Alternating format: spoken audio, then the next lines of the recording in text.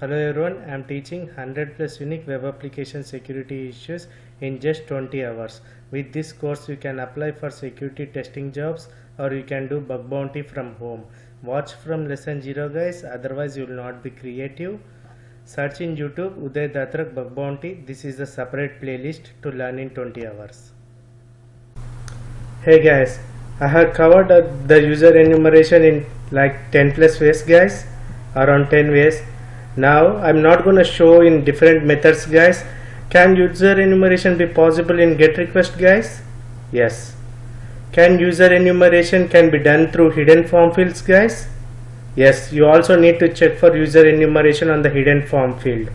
For example, there is a website, you are requesting for something and it is sending your username or your ID or email address, your personal specific information. Then you need to modify it to other user. Then you need to check. Can user enumeration possible on post request guys? Yes, you need to check user enumeration over the post request too. Can user enumeration possible on cookies guys? Yes.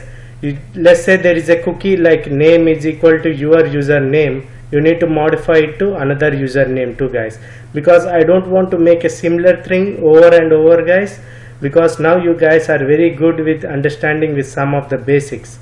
Yes, so yeah, now you understood 4 plus ways, another 4 plus ways of how user enumeration can be done guys. Similarly, the command injection can also be checked over the post request, get request, over the cookie fields, or the hidden form fields guys. So it doesn't make sense explaining the same thing again and again. Yeah, so yeah, thank you guys.